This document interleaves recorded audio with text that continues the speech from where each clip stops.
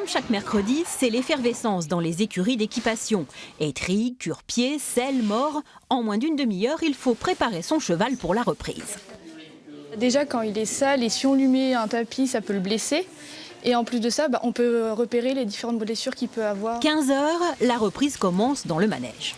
Faites des petites transitions, on repasse au pas, on repart au trot, on s'arrête. Autour de la monitrice Fanny Mondon, des cavalières jeunes mais déjà confirmées. Une dizaine d'années de pratique en moyenne et un niveau galop 6-7. Objectif, préparer les concours. Et pour cela, le rythme est intense. Je monte 2 à 3 fois par semaine. Je monte 2 fois en cours et parfois je fais des concours. Lui, je le monte 1 fois par semaine. Une jeune ponette, je la monte 1 fois par semaine aussi. Et ma DP, je la monte 2 fois par semaine. Le cours est consacré au concours complet.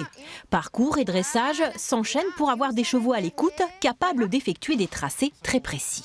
Je contrôle. Il faut former et les cavaliers et les chevaux en même temps. Ce qui n'est pas toujours évident, mais ce qui est à la fois très intéressant. Du coup, le couple est vraiment formé du début jusqu'à la fin. Et c'est comme ça qu'il progresse le plus.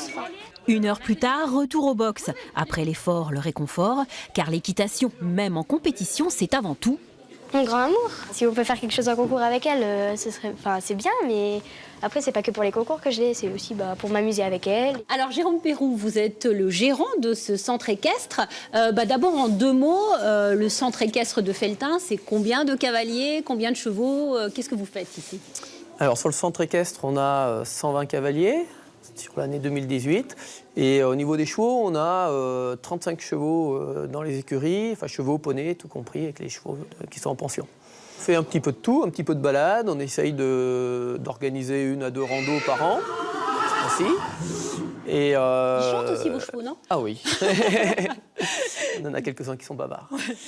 Donc, et puis donc oui, après on fait essentiellement des cours, du débutant jusqu'à la compétition. Au mois d'août, vous avez envoyé 13 couples, donc 13 cavaliers et 13 chevaux à la Motte Beuvron pour les championnats de France. C'est beaucoup, non? C'est une belle dynamique qu'on a actuellement. C'est vrai qu'on a passé quelques années où on avait moins de cavaliers. Je commençais à me dire qu'on aurait peut-être du mal à retrouver une bonne équipe de cavaliers de concours. Et puis finalement, c'est bien reparti. C'est la première fois que vous revenez avec une championne, Mathilde. Voilà. Ça, quand même, c'était bien. Vous vous y attendiez ou pas?